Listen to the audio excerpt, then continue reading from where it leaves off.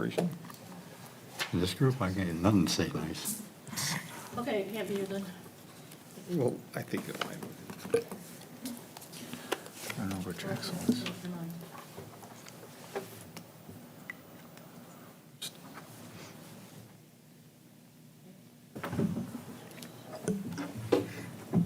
Good evening, everyone. It is Wednesday, July She 5th, on? 2023. I would like to turn my mic on.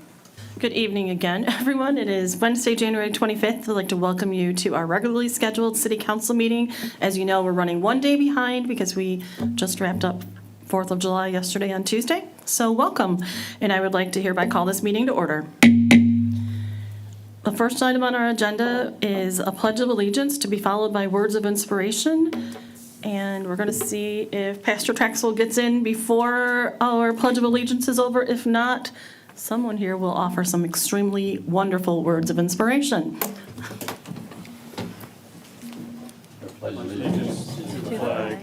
United States of America, and to the republic for which it stands, one nation, under God, indivisible, with liberty and justice for all.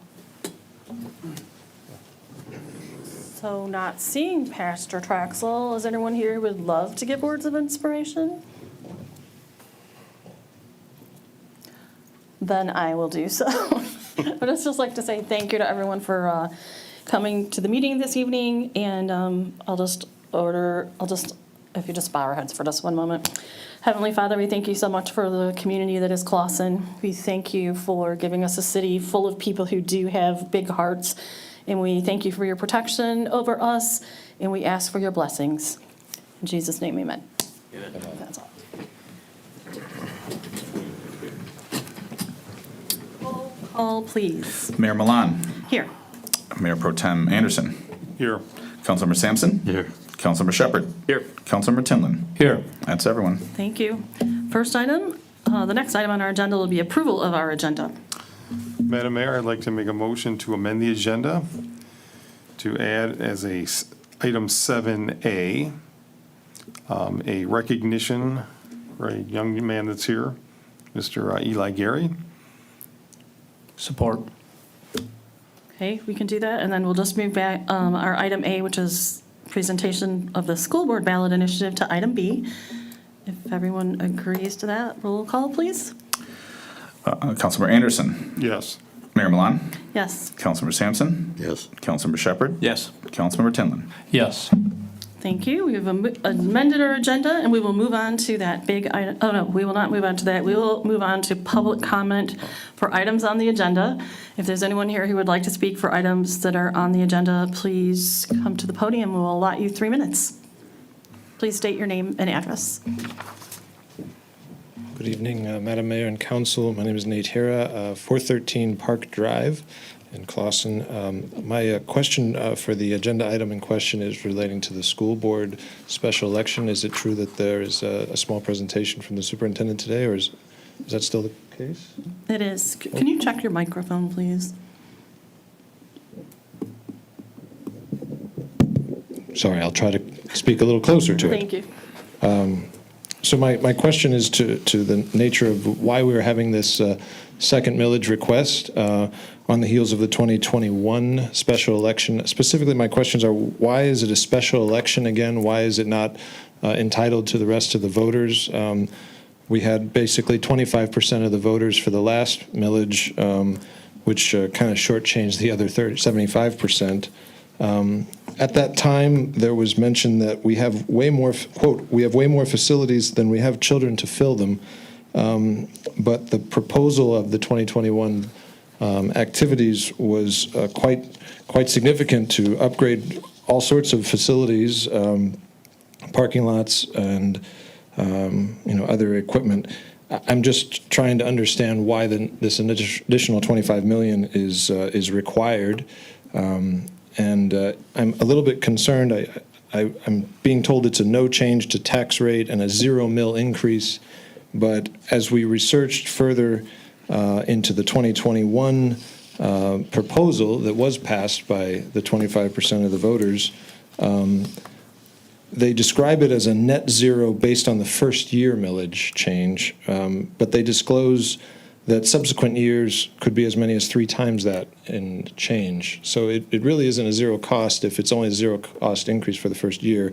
I might be misinterpreting this, but I would just love to have this be shared, because I'm a huge fan of Clawson. I'm a huge fan of Clawson schools. I'm confident the biggest thing that makes Clawson great is our families and our children.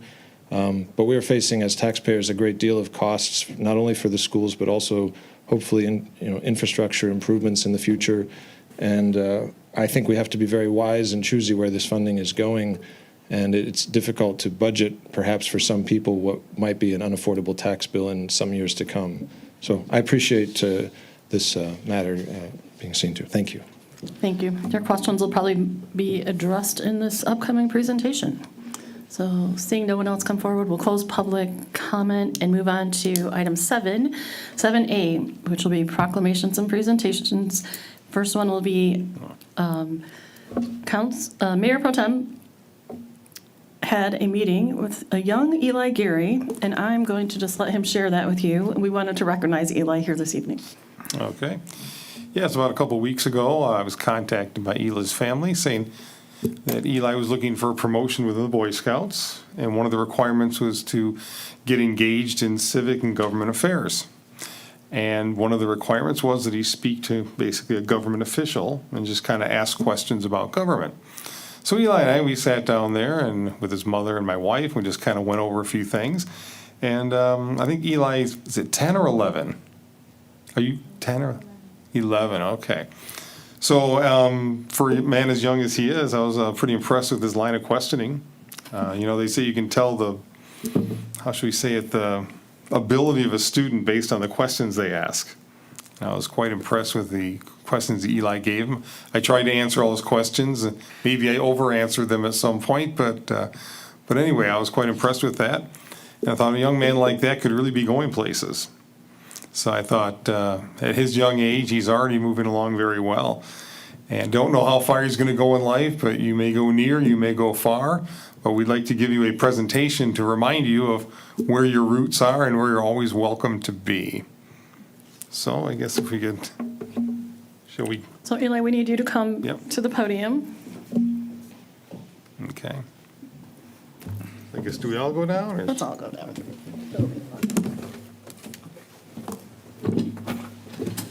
That's fine.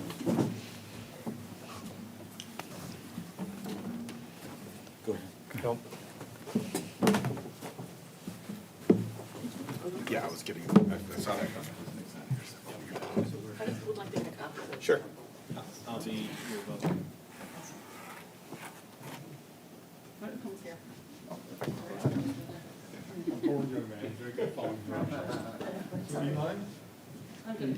In recognition of your interest, your enthusiasm, and also as a reminder of where you're from, as far as you may go, near or far, but always remember that Clawson's a home you can come back to anytime. So we're presenting with you a key to the city. All right? Thank you. Turn around, young man. You want to step back there with the mayor? Back there and hold the key up. They don't bite. Perfect. And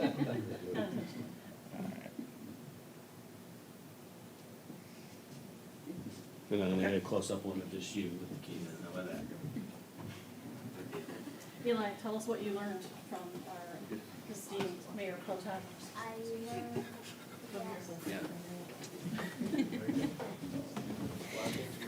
I learned that the government is very difficult to learn and about some of the things that you guys hire, like the garbage things. The garbage trucks aren't official Clawson thing. They're from Oakley and some other stuff like that. That's great.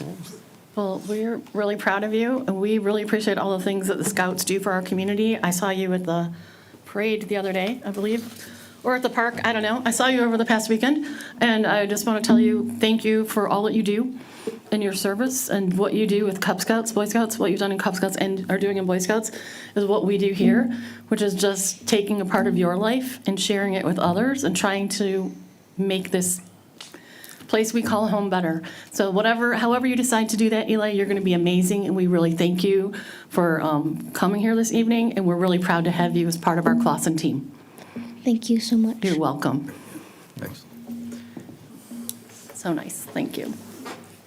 So next up on our agenda is a presentation for the August 2023 School District Bond Initiative, and we have Mr. Schellenbarger in the back coming our way. Thank you for coming this evening. Appreciate it, guys. Happy to be here. Good evening, everyone. Billy Schellenbarger, Superintendent of Clausen Public Schools.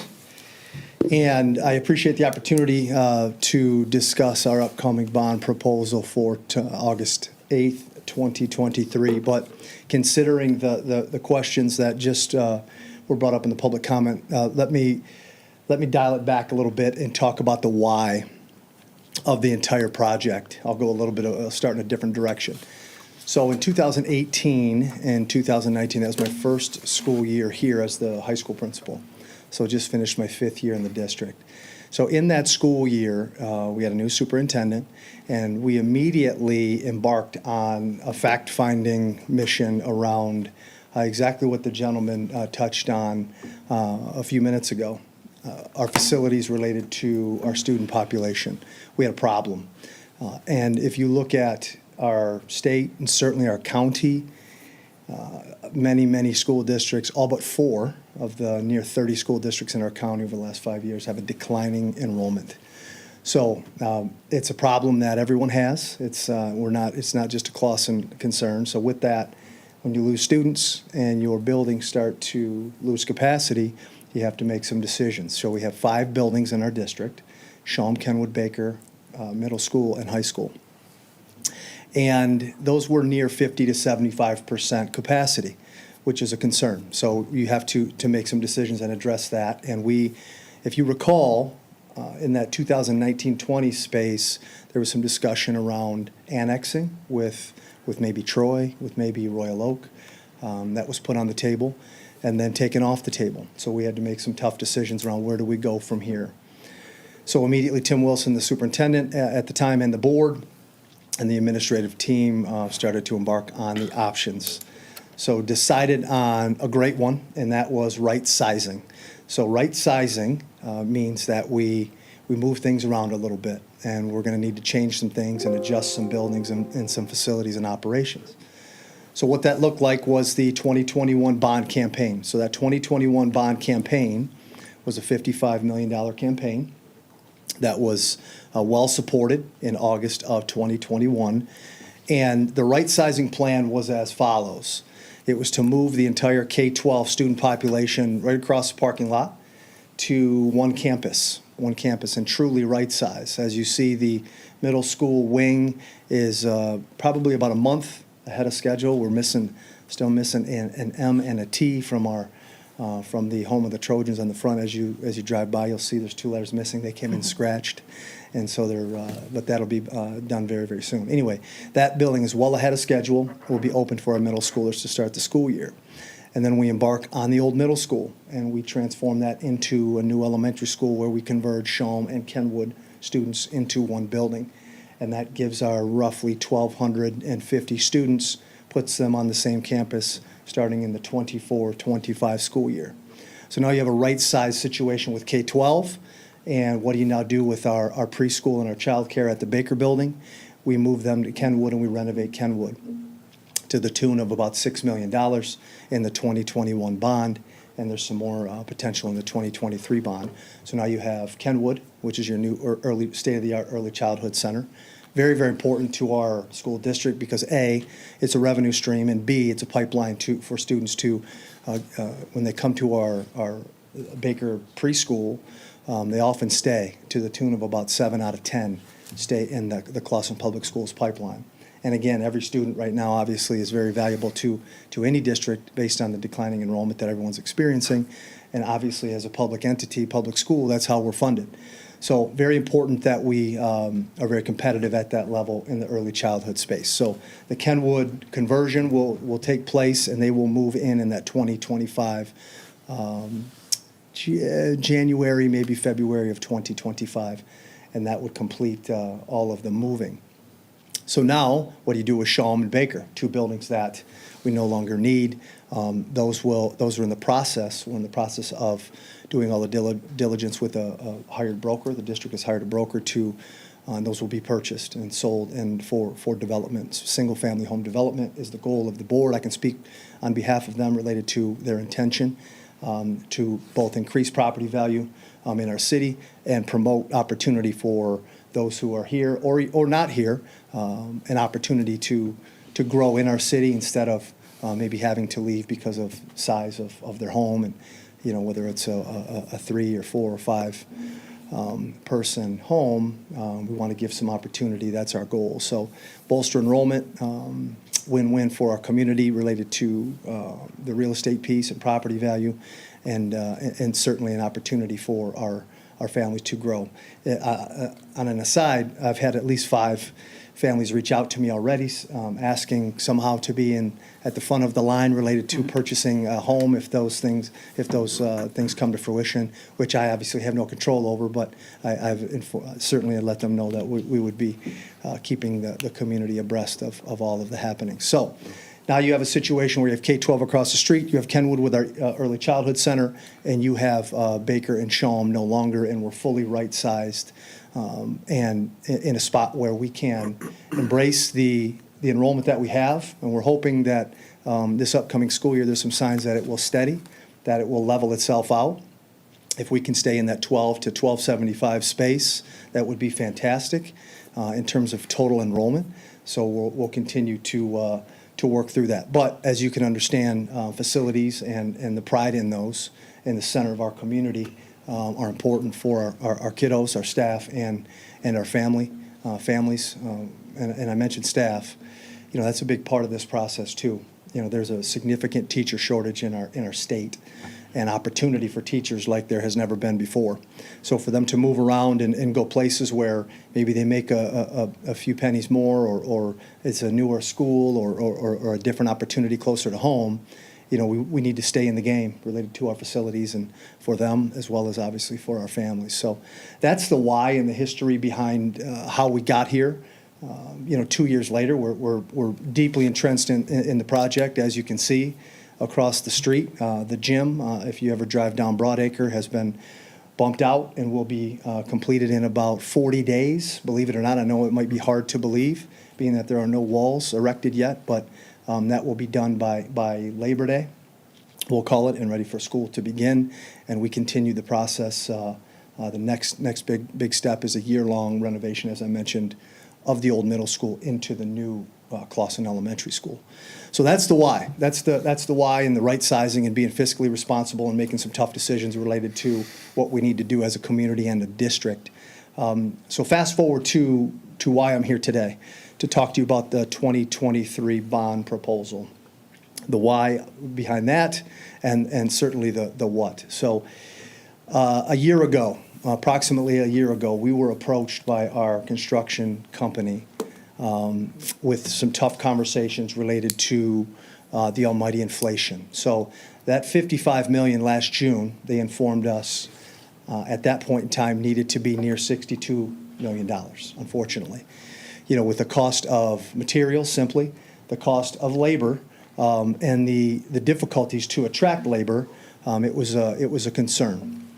So our $55 million no longer would afford us what we needed, about $6 to $7 million short, essentially, to put it plainly.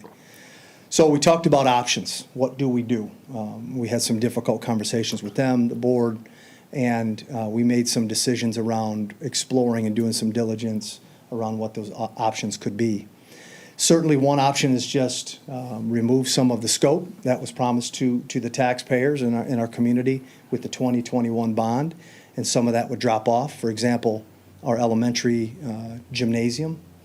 Most of you know it as our middle school gymnasium that is being converted into an elementary gymnasium, and that was scheduled to be pushed out towards Washington and expanded and completely renovated. Things like that would have fallen off if we just simply said we're gonna stop. And there's a number of examples related to scope of work that would potentially fall off if we stopped right there.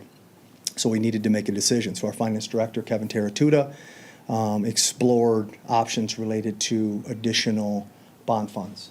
And he found that we could make a move to go after another bond proposal at 0 mil up to $25.5 million. So it was stop right there and just drop scope off, or go all the way up to $25.5 million and certainly add scope.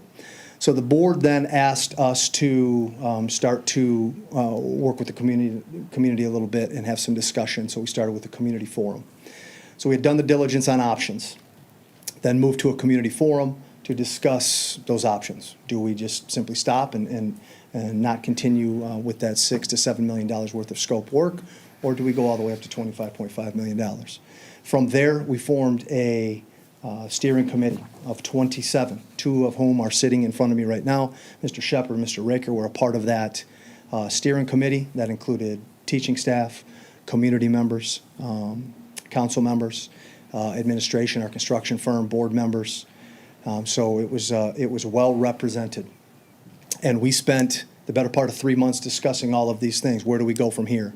The committee itself voted, and I believe all but 1 of the 27 voted to move forward with $25.5 million on the August ballot at 0 mils.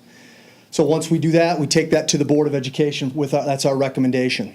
With that recommendation, and the reason why I have my computer here, if anybody asked, I wanted to be prepared related to, well, what comes with that $25.5 million.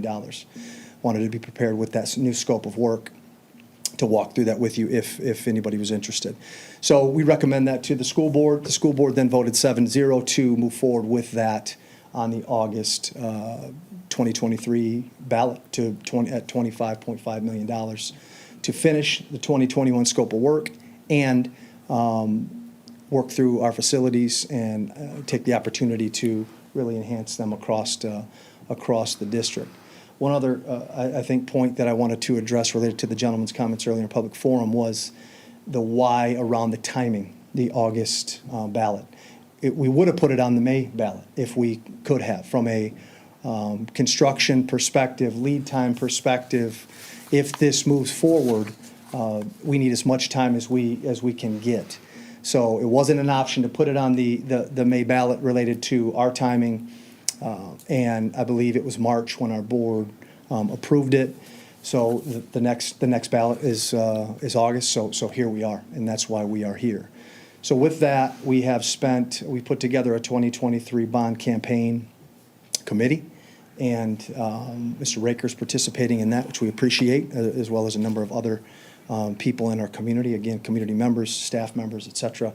And the campaign includes things like today.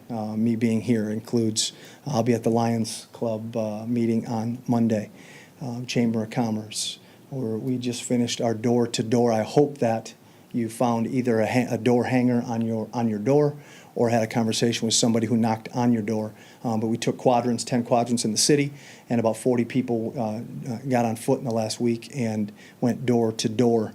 I did an interview in the Royal Oak Review, as well as doing some advertising there and a mailer. So trying to get the information out there as much as possible and make sure everyone understands the why and certainly the what. And I'll start to close with this.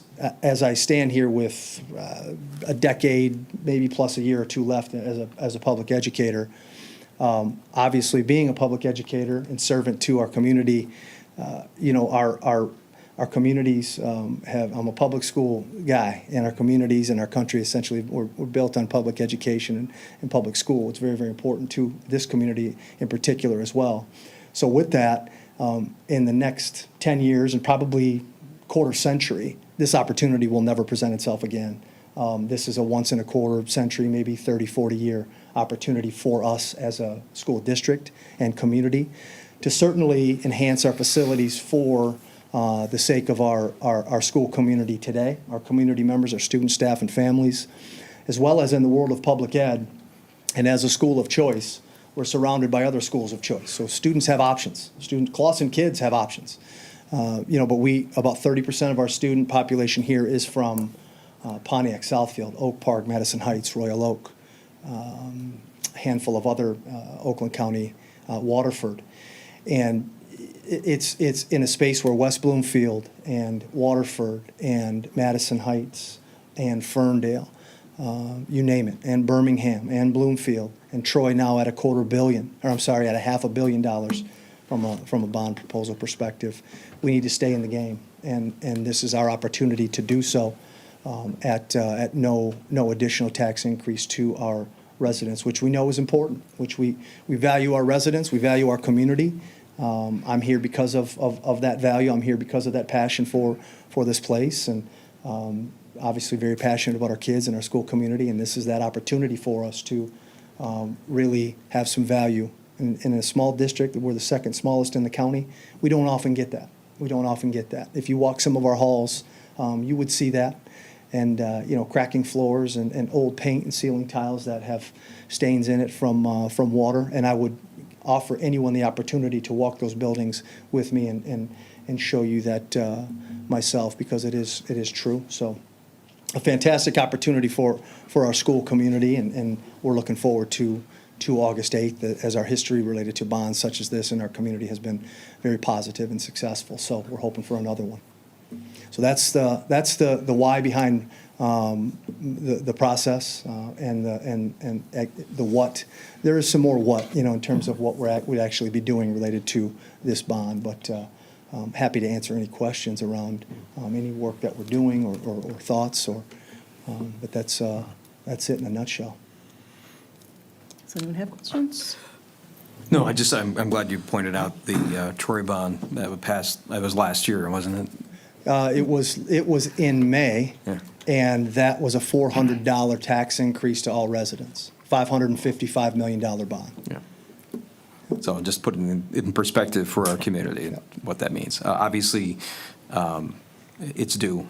As we walk through the bond proposal that we were part of this past spring, we can't just let, in my opinion, we can't just let what we had originally be the state that we move forward. I think this is important that we at least get this discussed, get it on the table, what it means to the community, what it means to our schools, what it means to our kids, in order to have as much as possible to provide for them. As you said, this is a 20 to 30-year window. We don't get this opportunity again. I don't know when we will.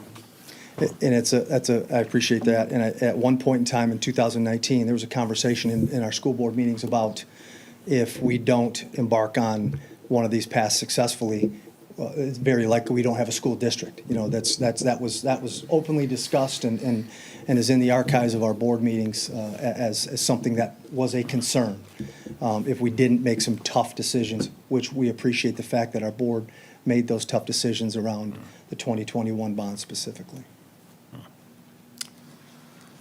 Anyone else? Mr. Schellenberger, just to put everything in context for the benefits of the audience or who's ever remotely watching, your original bond millage was, I believe, what was the millage? 55 million. 55 million. Yes, sir. And that was a bond over how many years? 2050 was when that debt would fall off. So roughly 27, Sure. 28-year bond. The 2023 would take that out to 2052. It would Okay, add 2 years to that debt. okay. Now, what was the millage rate you were asking for? That's why I brought this guy up here. I'll tell you exactly, and I'll read this to you guys, so everyone is fully in the loop on this. Okay. So new money scenarios approved by voters. Now, this was a public PowerPoint that we pushed out at 9.02 mils. Expect to be maintained until the levy year of 2038, with a slight decrease in 2039. Existing debt repayment is levy year 2050, May 1 of 2050. And at that point in time, and then as I mentioned, it extends to 2052 from there. Okay, so it's a 9 mil, The 2021 was, okay, and it would remain 9 mils. correct, So in other words, you're not changing the millage rate, you're just stretching out the time. correct. Okay.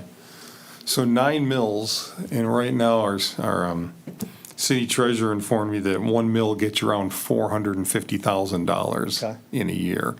So if the millage was 9 mils, looking at 3.5, 4 million a year. That's at today's rates, right? Stretching things out to 2050, a lot of things can change. In fact, things have changed just in the last year, right? Right. So when you say there's no net increase, you're talking that the millage rate won't change. Correct. But ultimately, our taxpayers won't see that change with their individual residential tax rate though, as well. Yes. That's my understanding. Yeah, by stretching out the time of the bond. Correct. Now, also to recoup some of the costs, you're looking at, of course, selling Shalom and Baker. Right. How much money did you anticipate you would gain from selling those to developers? Appreciate that question. So, as part of the 2023 bond, we have baked into that 25.5 million, around 800,000 to demolish both buildings. Sure. And the question would be, why would you demo both buildings?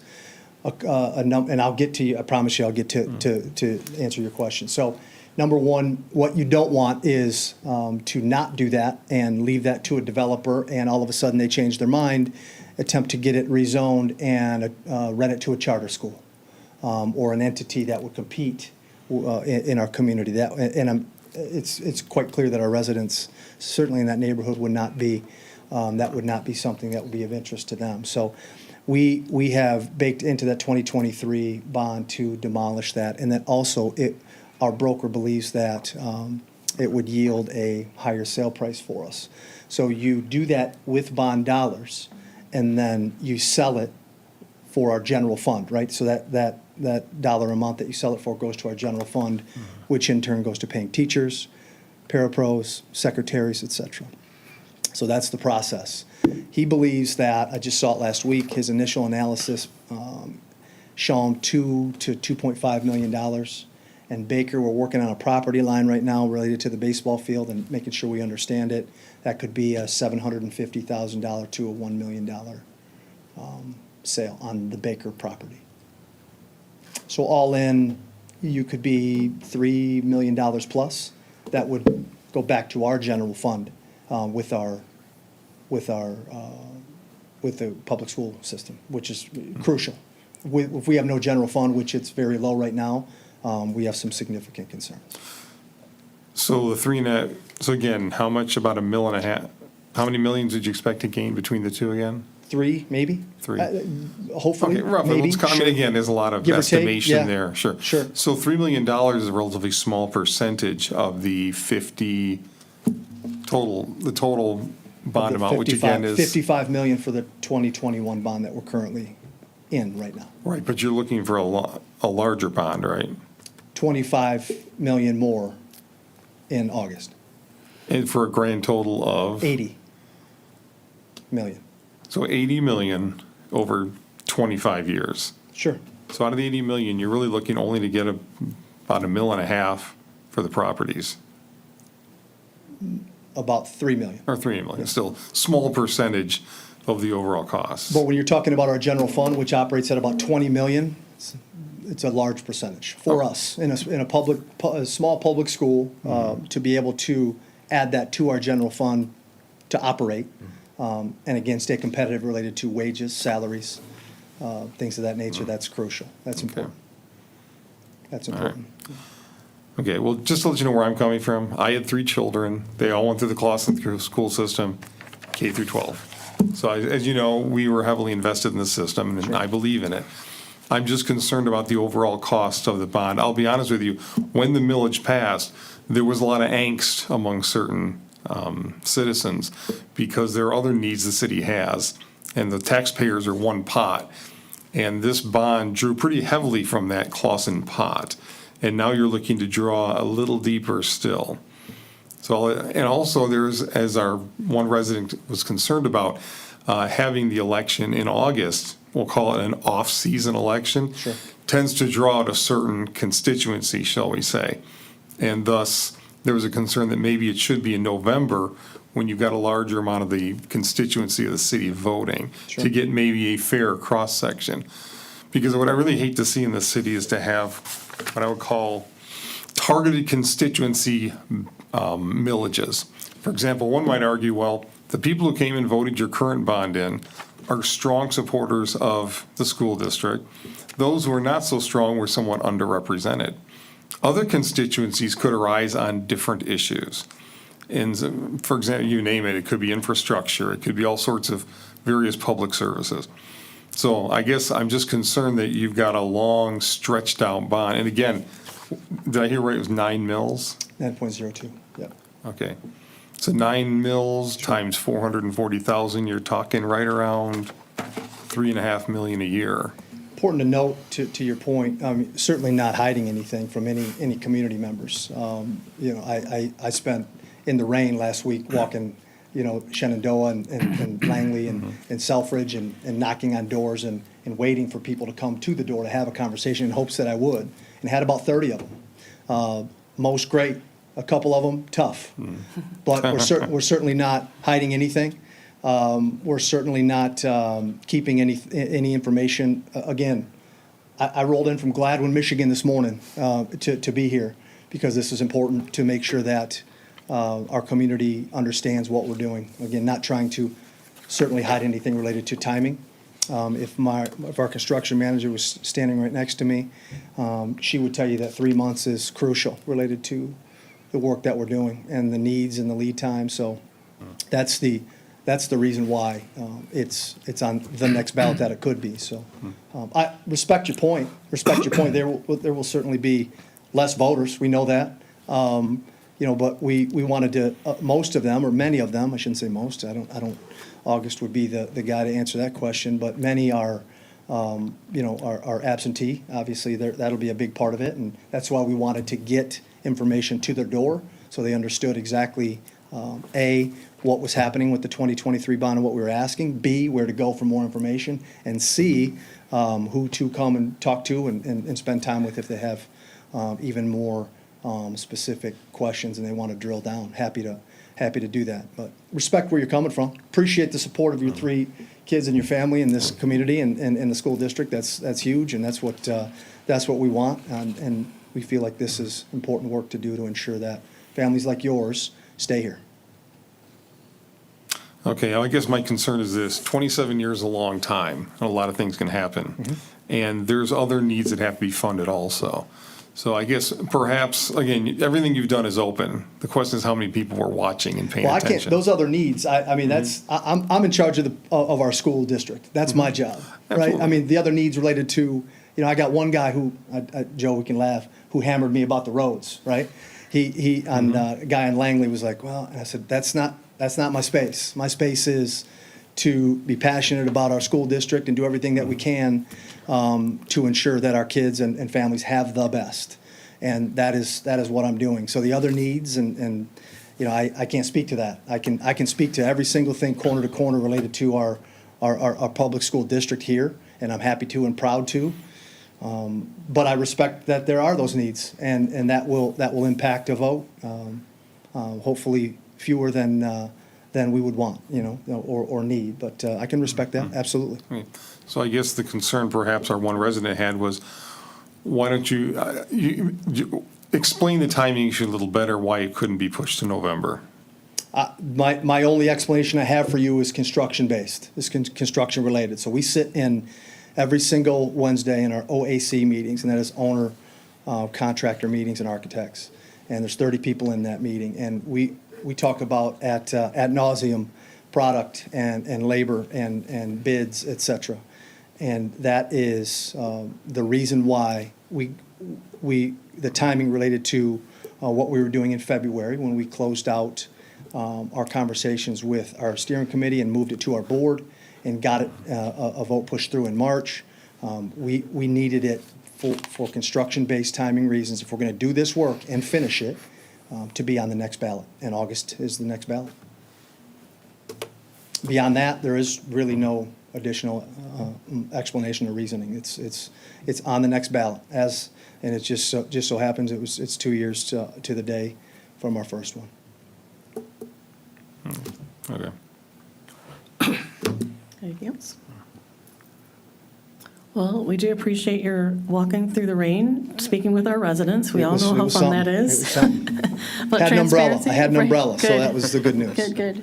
Transparency, I don't think he was in any way implying that you were being not transparent with this process. I just know in speaking to people too, there are people passionate on both sides, and, you know, our roads are something people are concerned about every day. Flooding on our roads is something people were overly concerned about during the past week, and course. people don't understand. We have separate piles, but when you're asking for money and people look at their tax bases, they just sometimes want to say, why am I still paying for all of this stuff? Sure. Right? And we have to address it all. But you're doing a great job for the school district. We appreciate your enthusiasm and your sharing the education. I participated in something you did a couple of weeks ago, lasted less than an hour, and it basically ran through all of this information a little bit Community more forum, yeah. lengthy, Yeah. which you have probably online somewhere that people 100%. could go Yep. see if you want Absolutely. to share that right now. Absolutely. That's, so what we do is we have, our construction firm has a dedicated,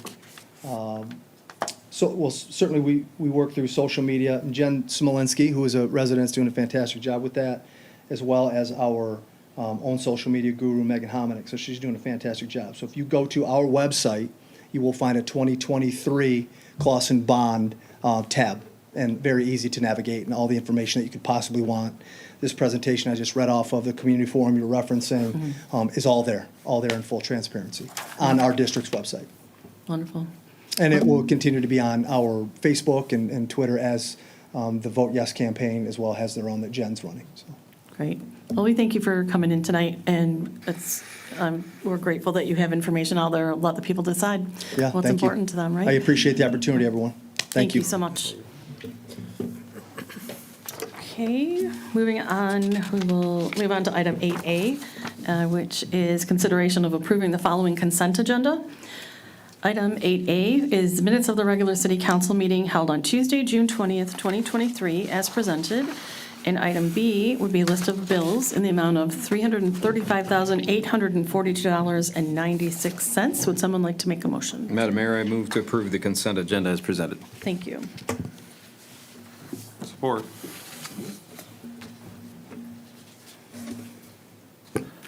Mayor Milan, Yes. Councilmember Sampson. Yes. Councilmember Shepherd, Yes. Councilmember Tinlin, Yes. Councilmember Anderson. Yes. Thank you. Thank you. We've approved our consent agenda, and we'll move on to, let's see, item 9A, which is a new business.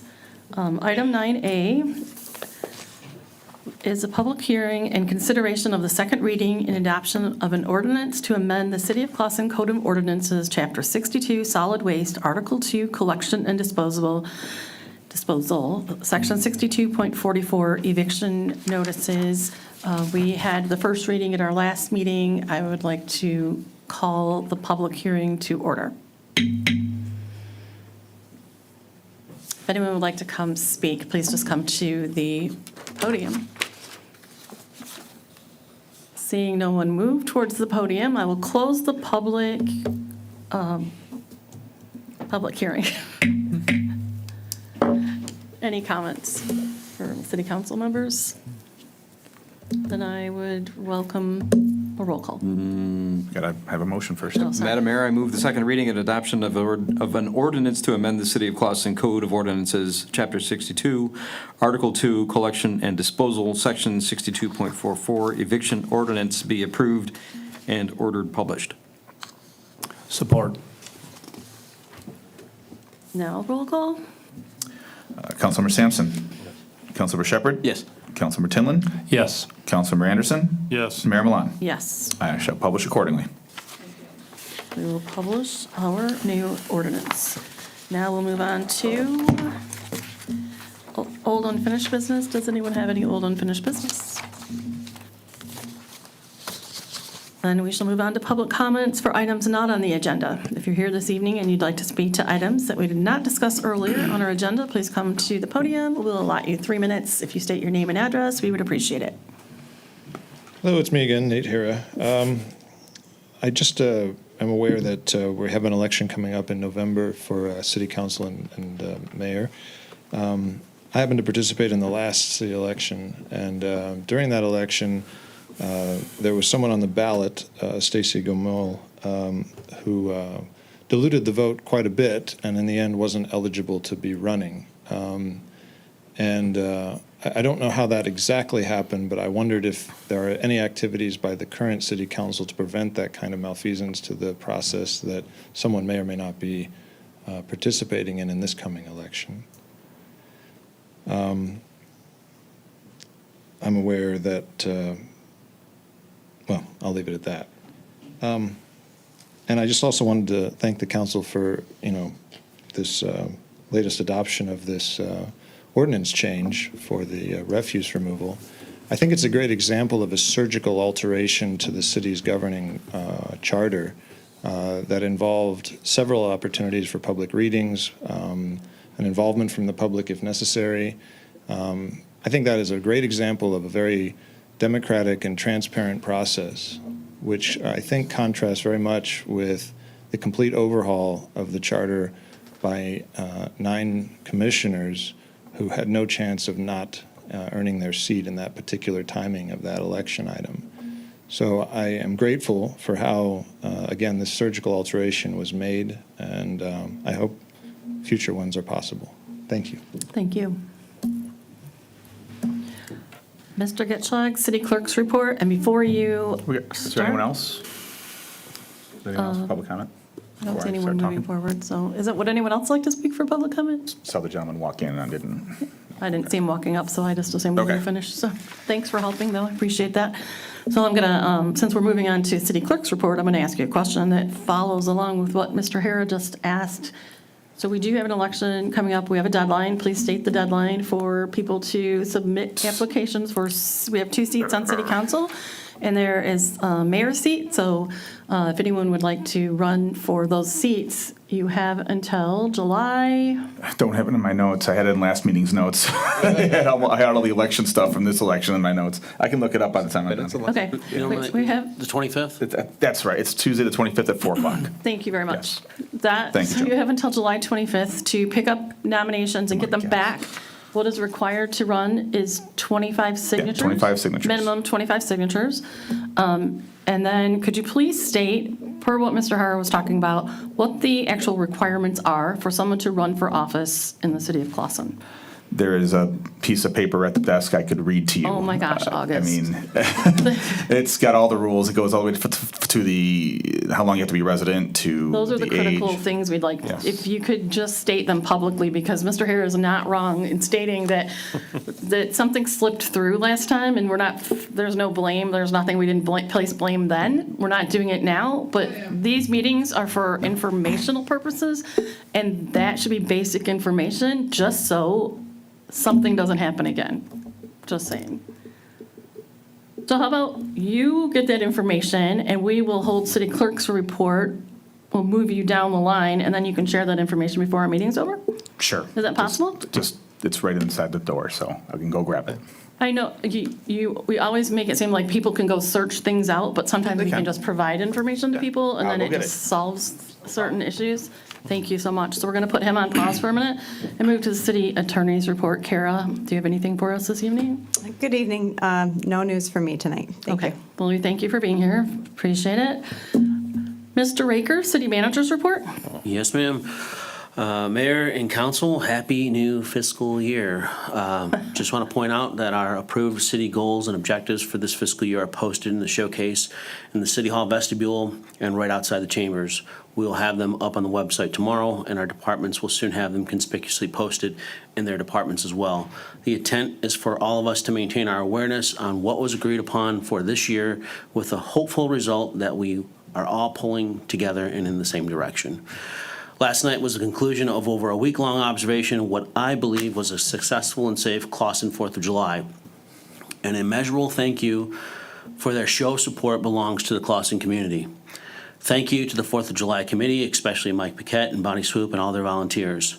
This event would not have gone as safe as it did if it were not for the leadership of Clawson's Sergeant Dave Scott, who coordinated police assets from our mutual aid partners from the Michigan State Police, Oakland County Sheriff's Office, and the cities of Troy, Royal Oak, Hazel Park, Ferndale, and Madison Heights.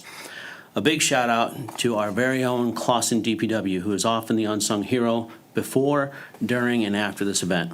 Our DPW leadership requested I read the following. The Clawson Department of Public Works would like to extend the utmost thanks and gratitude to SACWA, which stands for South Oakland County Water Authority, and Sean Young from the City of Berkeley's Department of Public Works. On Thursday, June 29th, hours before the DPW were scheduled to pick up a garbage truck from Tringali Sanitation, they were informed that Tringali experienced some equipment breakdowns and the truck scheduled to be used for the Clawson 4th of July festivities was being pulled to go into service, leaving us without a garbage truck. Never being in this position before, DPW Superintendent Trevor Zablocki and Assistant Superintendent Ryan McDonald decided to utilize the SACWA Urgent Message Request System for mutual aid. Within minutes of the request, they had calls from 5 different communities offering assistance. One of those calls was Sean Young from Berkeley's DPW offering the use of their Freightliner garbage truck. The truck was available to be picked up immediately and used extensively throughout the 4th of July festivities. It was returned today, July 5th, to the Berkeley DPW.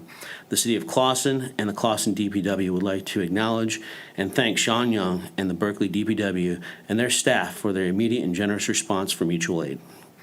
Thus far, we did receive 2 complaints, one which was addressed by myself and the other was addressed by Chief Baus. Internally, we will be gathering our lessons learned to share with the 4th of July Committee in the coming days. There's only 364 days until the next 4th of July fireworks, and we are already making plans to continue improving on safety and enjoyment for the Clawson community. I am also aware of the trash receptacles in the downtown are full. They will be picked up tomorrow as our service provider is running a day delay due to yesterday as a holiday. Pending your questions, that's my report. Any questions? I just have one comment. We received a notification from a couple residents regarding flooding at Bywood and Broadacre, which is kind of a recurring problem. I was so happy we haven't had those concerns in a while, but with all this extensive rain, you guys are addressing that in some form, right? To Yes, whatever ma'am. And I responded possibility we to, can. I believe, I could share with you the person's name, Miss Julia Beatty. Beatty. I responded to her, and this is a historic problem that's been going on, I guess, for 10 years. I've been here for 17 months, and I've marginally heard about this. So we've already started conversations with AEW, our city engineer, to investigate what the potential cause of this is and take it from there. And I told Ms. Beatty that we would be in communication with her and remain in communication to her, sharing information as it becomes available. Thank you so much. Yeah, and as you said, you've been here just long enough, you've not really experienced it, and it was something that took place, there's been a lot of havoc there for a long time, so they've had a little respite, not that they appreciate not having that respite anymore, but thank you for following up on that. City, August, we'll come back to you if you were prepared. And sorry to put you on so the there- spot, I just feel like this is really critical information that we need to share with That any everyone. candidate fills out an affidavit for candidacy, but they also do one locally, okay? And this one that says, I'm a qualified registered elector of the city of Clawson, means you're registered to vote in Clawson. They assert that there's no, assert that I'm unaware of any fact, circumstance, or event which would disqualify me from holding office, which is being in default to the city sometimes, which we don't exactly research, but sometimes other candidates do and say, oh, so-and-so owns back taxes or something like that. And that can technically, by the charter, that could disqualify you. And that's, I will be at least 25 years of age as of November 7th. So that's you'll be 25. They sign this affidavit. We don't card people at the window. They swear on a legal statement that they're old enough. So that's how that's done. Then you need 25. It even says right here, I understand the term default means a willful omission to account or pay over funds belonging to the city or government unit. So that's all listed in here in the affidavit. So, and then this is all stuff that the candidates sign. And then you pick it all up in one big packet that we have at the window. It's easy to grab. We have about 15 of them put together for folks. With all the instructions and that's needed. We do not unless someone walks in at 3:58 p.m. on the deadline day, we do everything we can to make sure everyone's paperwork is in order and right. We don't let people do it wrong, basically. So if you're worried about it or you're nervous, you might make a mistake on it, which we did have a couple people file, we got to fill out this last little part, you forgot to put the city of Clawson on it. we just make sure all that stuff's done before we send it into the county to get it all done. So that's what we're there for. So, and the packets are ready to go and have been updated and tweaked since the last election, which happened, I think the registration deadline was about 2 weeks after I arrived 2 years ago, so. So August, you said you're not carding people? So No. if a 20-year-old walks in, And they sign a legal document that's notarized that says they're over 25, that's on them. okay. So if this has been done in the past, will we be taking legal action? No, I'm not taking any legal action on anyone. Okay. Who would? If For you want example, to, we could go have for 10, 19-year-olds show up, Yeah, and if they lie, they lie. and then. Someone has to challenge it in court. That's how it gets done. You'd file a suit in court against them. It'd be an individual, wouldn't be the city. But the courts tend to move slowly, so thus their name would still appear on the ballot, all 20, all 10 of them. I can't answer that question. I have no idea. My point is this, the courts tend to move slowly in enforcing the law. Hopefully, we're taking some action to ensure that these people are not in violation. That's all I'm saying is, I'd like to be proactive as opposed to reactive. The individual that Mr. Hare was referring to unwittingly did not realize they were underage. I respect that. The question is, some people may be wittingly underage, and I'd like to think we would enforce it at the front door. Can we do that? Are you asking me to card candidates? I am. Sure. Fine. I mean, if someone comes in and looks young, we'll say, hey, look at this thing. It says you got to be 25. I mean, that's fine. I card them, they look 30. My point is, I mean, I'm not selling cigarettes. I understand, but you are the front door of enforcement for a proper ballot, is what I'm getting at. It's not really enforcement. I'm just administer. It's not enforcement. I You're mean, a I first- understand what you're saying. You're a sir. first line. I understand what you're saying, Let's put it sir. that way. So Yes, you can- and we point out on the piece of paper all the facts that are on it to folks that come up. So You can always make it a motion and have it seconded and voted on. We could do that. You can do that. Are you doing that? Well, the next question is how much scope we want to force our city clerk. For example, I think one of them is you can't be convicted of a felony. those are state laws. I don't think that's in our charter. I'd have to look. I can't speak. Okay. I don't think read that's, that in I the don't think charter that's a at one thing, point. but I can look it up. I don't have the charter in front of me. And plus, we just went through the charter completely, and I don't remember what was in the new one and the old one I understand. at the There is moment. no new one at this point. The proposed charter. Yes, I understand. It does kind of blur together after, It I does. understand. But if I had it in front of me, I'd dig it up, and I think we might have it here, so. What I'm saying is if it's a requirement, and I'm almost certain I read that you couldn't be convicted of a felony, then I'd be, if I really wanted to make the firewall strong, we'd say we have you do a background check on candidates. I don't know if that's fair or not, but that's always part of a potential proposal. My point is this, that last time a name got on the ballot that shouldn't have been there. And as our resident made it, there's no doubt that person diluted the vote. And although the word got out that they were underage and still on the ballot, it really, I know people who voted for that individual, not aware they had been disqualified. So, Yes, okay, sir. go ahead. So is there a process if we find there's a problem with the person that is going to be on the potential ballot? Is there a time where we can intercede with Oakland County to take that person off the ballot? There's printing process? deadlines, that's all the lawyers. Okay. That's for attorneys to deal with. It's not lawyers, right? It's schedule. So you have to meet a schedule. Removing So- names from ballots is not something I can do. So, but there's, so if I get the self-attestation thing, but simple things like, do we have a residency requirement? I'm Well, of so course, confused. there's, you have to be a qualified elector in the city of Clawson. You How have to do be you registered to vote. Determine that. You How have do to be registered to determine- vote in Clawson. Okay. The term that they legally use in the documents is qualified elector, so. Okay, but no time frame. Like someone could walk in tomorrow. Is there a time frame in the current charter?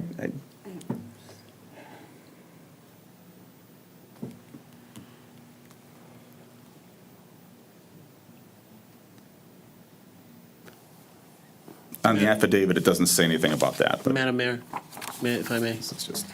to the city attorney, ma'am, is there anything that stops us as an administrative staff to verify that the actual petitioner is truly a valid candidate by checking the fact that they have some type of ID demonstrating their age? Is there anything that stops us from doing that? Do we do anything, you said there was indebtedness a concern, do we check their indebtedness to the city? Water We, bill? we don't check it. It is something that other citizens would challenge. Okay. That's the method that happens. I So mean, for the Why wouldn't we, 30 as right. administrators, be like, because all we're doing is asking for potential problems if we didn't proactively administer the requirements? These people are signing a legal affidavit saying that they're in compliance. Now, if you want to start a whole nother process in the city where we run full background checks on people, that's, No one's that's what asking for you're asking for full me to check their background check. water bills, check their IDs. That's why this is in place. It is a legal document that says I am in compliance with all the rules in the charter. Where did that document come from? I didn't write it. It came from the attorney somewhere. When was it put into place? Do you know? I don't remember it not being here. I've Well, only you've been here only 2 been years. here 2 years, so, Yeah, so okay. I don't know. There's no, I did look for a date on it as soon as I pulled it up here, expecting that question. I didn't see a date on the No one's trying bottom. to be difficult about this, I don't think. I think this is just us doing our due diligence and trying to ensure that there isn't a problem. I'm assuming that I'm you well follow aware. all rules and regulations when it comes to people who come in to actually place votes, right? Or to get their voting, to get their voting approved here in Clawson. So this would be something along those similar lines, that there's just something in place that says there's not going to be a switch later on because people don't know. Like, the young lady who we had this experience with last time, if I'm not wrong, she was turning 25 by the time. She was 23, Oh, she was only 23? Yeah. which is well over 21, which is kind of Yeah. the mindset of most people. But, and yes, people should know, but if they don't know, it's our responsibility to ensure that we're not leading people astray too, to think that they can pursue something that they can't pursue. So I think just as a body, we just want to make sure that we're doing our due diligence, yes. Yeah, is there anything legally that prohibits us from making those few verifications that we call for? I would have to research that. I don't know if, instituting one thing be checked and not other things could be complicated. Sure. So, yeah, I would want to research the issue. But there's the ID and then there's the indebtedness, the two things, correct? Yes, those are specifically listed in our charter, yes. And that's standard. The age is not standard, but the indebtedness is standard charter language in every city that I've been in. Okay. I wouldn't mind the felony background check either. I'm just, That's why I mean, if I elections are may ask, fun, because you Ms. don't know all the drama until after people are in, and you're like, yeah, is that a fair request, madam? To do a felony background check on Yeah. people? Yeah. I don't I believe that don't- felonies disqualify people, but I would, again, have to I- check the charter for I that. do not think it does, and it's different states or different rules, and we are not a felony disqualified state. Okay, if that's the case, that's Yeah. not, I just remember reading it when I read the chart, maybe. I can review it and. Yeah. Good, please. Here's my point. We recently had an embarrassing situation at the gubernatorial election where in the collecting of signatures, fraud was carried out by certain individuals that were contracted for services. And they're now, I understand, being prosecuted, which is all fine and good, but again, the wheels of justice turn slowly, and it was too late to help fix the election, shall we say. We'll never know how it would have been had they been caught up front. I know it doesn't equate exactly what we're talking about here. The bottom line is, the sworn affidavit, yes, if a person lies, they're subject to criminal prosecution, Correct. but that's well after the fact usually. and it So I'd requires just like to be someone. as proactive and preemptive as possible. So yes, I'd like to card people, and I'd like to do indebtedness, I guess. And I just want to be reasonable. I don't want to dump a bunch of work on you, August, but It's not a bunch of work. The ID thing is now, I mean, Jennifer and I are both well aware if someone comes in and files, we point that out on the piece of paper, and so they're willingly signing it off. And I'm not, we haven't had to check anyone's ID yet. And Are you making that a motion? I mean, they don't have to come into City Hall to file that stuff. It could technically show up in a Dropbox. to apply for a ballot? Sure, or not apply Not for a ballot, but to get yeah, sure. on the ballot. But To get on the ballot. our ballots our signatures, everything has to be certified, right? Like, Yeah, all that still happens. So those of us who've submitted already, we've just submitted. They're not valid until the 25th or 28th, whatever, shortly after you stop taking applications. We There's send a- them into the county immediately. We get that done. Okay, but Yeah. there's a date when they're actually official, when they're Yeah, not. well, I guess you could say it was after the withdrawal date, Right. which is be like the end of that week. Yeah. But that counts, like, all those things count. as part of the process, and that is a process. Mr. Baker, you had. Yes, if I could, I know there's a concern of potentially making a motion on this and making it a requirement. If I could just simply just add this to my list of things that I'll talk to the city attorney about, and we'll get some legal direction from that there, and chances are it won't require a motion from council. We could either can do it or we can't do it, so. And I'd rather just leave it at that as opposed to council making a motion that maybe not be legally required or legally acceptable. One question, do they have to file here, or can they file at the county? No, it has to be locally. Has to be for that, local, okay. yes. All right. Mhm. Well, if we wait till our next meeting, that's the 18th, which is a week before the filing deadline. So, I'm not going to let an underage person do it again, all right? You just, we talked about this. You've gotten your pound of flesh out of me already on this one No, last year, okay? No, You- Mr. You all got it. That is I'm so- well aware of what you're afraid of, and it's not Super- gonna happen again, I promise you. super unfair. Between myself and Jennifer, we're all over it. But We're the all over issue's it. not just age, right? There are other issues there, and that one is as important as the other if there is something that's awry throughout, and nobody's picking on you. If anyone wanted to pick on you, we would have done it then. I think you pretty much went through unscathed, not being responsible, blah, blah, blah. We bring it up because it's important, not because it had to do with you. It was important, it shouldn't have happened. We're trying to ensure something like that doesn't occur again, that's all. And sorry you're associated with it, and it's hurting you, but we're not trying to hurt you, we just want to No, ensure that just we, know it's- the city, are acting appropriately, right? And we have to trust you and your department to do that. And if there are questions, we should be able to ask questions. And maybe other residents, other areas do things differently. Maybe that's something we could just check out to see what other communities do to ensure that there isn't malfeasance in the process. But thank you, and your idea is good, if everyone's okay with that option. wait until next, have our attorney consult and advise us next meeting? Is that what you're? I believe we'll have some feedback on that in advance of the meeting. Oh, in advance, okay. Yep. Okay, great. So August, we kind of sidetracked you on all of this. Did you have anything else for us this evening? Yeah, there is a public accuracy test for the August 8th election that is coming up tomorrow. It'll be quick. It'll be at 4:30 in the back room. It'll probably take about 10 minutes because it's a yes, no. So there's only so many ways you can run the ballots through to get the results. So that's at 4:30 tomorrow. There are 1,129 ballots out. The ballots, AV ballots have hit are available at the counter. We've mailed out 1,100 of them. We've got about 227 back a month out. That's what we expect. It's about the amount of interest we expected to be honest with you. And there is one thing that I do need to get an informal poll of the council. Remember a couple weeks ago, we sat down with Oakland County and they talked about the early voting for next year being in Royal Oak. Well, this morning, they asked me if we would prefer to be in Troy and share the facility that's up Livernois there, up Maine. There, I think, is that a rec center? It's about 2 miles just up there, and we want to use that facility. I said, look, to me, it's 6 of one, half as much as the other. I'll ask my council and see if they think that one is more accessible or easier. And in whatever it is, we're not locked into it permanently, but it's just where they want us to try the dry run in November. And it's not like anyone's required to go vote there. It's just available. What was the original proposal? The original was the Royal Oak, It's the senior center. the senior center.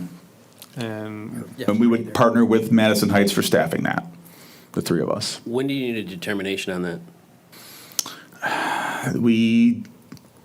They asked today. I said, can I talk to the council and see which one they prefer, since now there's an option? Which I was surprised that Detroit wasn't put to us first. I thought that was where they were going to put us. My point is, you're potentially asking the county to vote on something that wasn't on the agenda. Well, it's just it's true, but it's also not binding, and it's not permanent, and it's just where we're going to run the test run for this in November. And if we like it, then we'd have a contract, and they'll vote to do it next year when we have to do it in the state and federal elections. Just where do we want to do our dry run when we're not required to see how it works? And they gave us those two options now, and before they didn't. They gave us just one. I would say we leave it up to the city clerk. He's the one that's got to do the work. And that's fine. I just wanted to not, do it. And then after I told you already that that Royal Oak reached out and volunteered. Where So would you prefer? I think well, Jennifer and I are a little torn on it. We like the idea of 3 communities staffing it, so we don't have to be there as often. But I think that Troy is like, everyone kind of knows where that is, and it's right there, and it's such a big space, and it's got all the parking in the world, and I think everyone kind of knows where it is. To me, it's like I was looking for some help on that. If anyone has an idea or an opinion. And this is just for the dry run in November. If it works, great, then we'll be like, let's lock it up for next year. Yeah, well, I think you got your answer on where is that senior center in Marlow? Where is it? Yeah, where is it? Honestly, I don't know where this is. It's north of 13 on Murray. Okay. So it's over by, next to the new homes that were built along Warden Park, over by the high school. Okay. I learned something today. So if you want me to just make the call after we do a little more research, I'll make the call, and then I'll report to you what we're going to do. Does that, Okay. seems I see some nods, okay? All right, then, thank you. I'll talk to the city manager, and we'll get that information out to you. Now I have one more question for the city clerk, though. How are we doing on the nomination and reappointment progress? I know the council, we've got that all clarified through the ad hoc committee. When can we expect mayor nominations come to the body for voting? Every single application's been turned over to the mayor. And then specifically for me, the Board of Ethics, right? Because that allows any councilman or council member to nominate, right, for that specific board. Do we have, how many openings do we currently have in that Board of Ethics? There is one expired and one open, one that's asked not to be reappointed.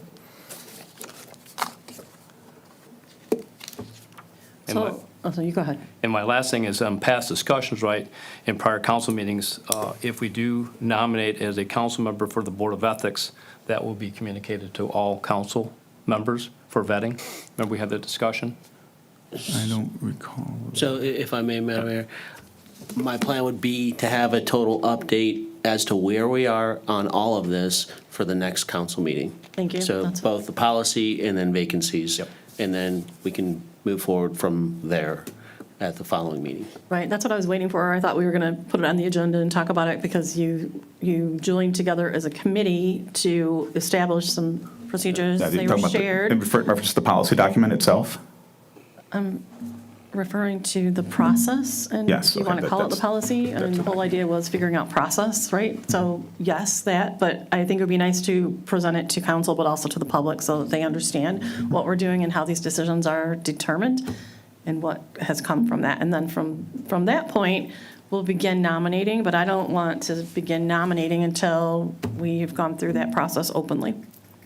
So what we can do at the next meeting, we can have that on the agenda, the update discussion as to what changes occurred, if any, discussion, and then you can present, these are the vacancies, these are the dates, and that way it's where it's at, and at the following meeting, that it actually gives people time then to apply for those positions that are at vacancies.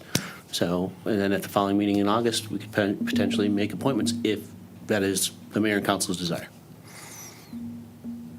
All that work is done, all those documents were presented already, so. We would like them publicly presented. I understand. Thank you. Does everyone agree with that? That that's a good plan? Yes? Okay, thank you. Then let's proceed with that, if that can be on the next Yes, ma'am. agenda. Thank you. Anything else, Mr. Getchell? No, I think I've wrapped it all up. Thanks. Thank you, appreciate it. Okay, we'll move on now to city council comments. Councilmember Shepherd. Just want to say that the 4th of July committee did a bang-up job again, no pun intended. And everybody else that was involved with it. It was from being over at the fair to the exhibition baseball game, which my son's team won, to Say it louder. to the hot dog eating contest and all that. It was a great, great event as usual, and definitely represents our community. Appreciate it. Thank you. Councilmember Tinlin. Well, now I'm small because I already got the one about the reappointment process. I just echoing Councilman Shepherd's comments on the 4th of July. Many positive comments of the event from a lot of different people who live in other communities. I think one member I ran into during the fireworks, Royal Oak has to step up their game as far as events because we definitely they did a great job. So that's it. Great, thank you. Councilmember Mayor Pro Tem Anderson. No further comment. Councilmember Sampson? No comments. Okay, then I would just like to echo everyone else's comments about what an exceptional week we had of 4th of July events, and there were so many people involved in turning this city into a patriotic home for people from all over. I want to say thanks to our administration because they had the pleasure of dealing with all of the things that came up and helping to coordinate the 4th of July committee's activities, and I did hear really great responses on that, so thank you for that. I heard praise about our Sergeant Dave Scott from numerous people about how diligently he works on this committee, and him and his entire team. I'd like to thank all of the Clausen 4th of July committee. I know it's been said before, but I don't think we can thank them enough because the same people were working the gates several times, and I don't think they took a break for at least a week. DPW crew, again, unsung heroes. I don't think you can say that enough either. We couldn't get things done in our city, all these celebrations, and sometimes we forget about them just because they're in the background getting things done. We had Gina and Parks and Rec crew active, our fire department. I sat with with Ethan Baker, the mayor of Troy, at the fireworks yesterday, and we were talking about the Battle of the Water, our friendly battle, and Ethan said he would like to take over Clausen, like we are Clausen Troy fireworks, right? Like we're sister city type thing. So we'll take that. Many thanks to all of our police department. My apologies to the one police officer, you know who you were, who was gunning to be able to wear not only shorts on his bike, but a tank top. I saw you at the fireworks and you didn't win that battle, but thanks for participating in that. Also for all of the outside police support, because I walk over to the fireworks and I have to say it was remarkably easy to get home or, to get back. Usually it is so packed, but they had the traffic flow working really well. I don't know what it was like for cars, but for pedestrians, which is always an issue, it was really seamless. Thank you for that. And also to you, our precious residents, for supporting our community and making us proud to be part of Clausen, for allowing us to do these events, for encouraging your friends and family to come in and be Clausen people for the weekend.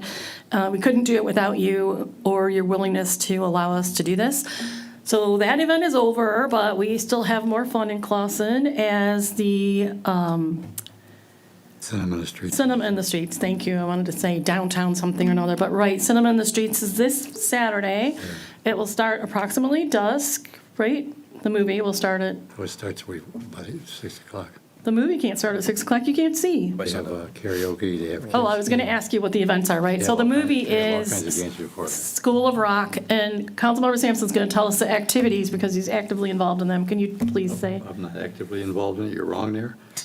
All I'm telling you what I heard of you. I stand corrected, so I will just say, there will be games, there will be food, there will be drink, and fun will be had by anyone who wants to have fun. If you don't want to have fun, don't come to Cinema in the Streets, but we want everyone to come. And with that, I think I'm just going to say I'll entertain a motion to adjourn, and thank you for participating. Support.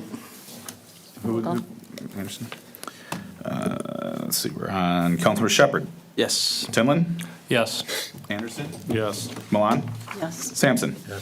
Thank you. Thank you, meeting adjourned. I wasn't trying to imply that you were planning, but I don't even know what's going on right in front of your store.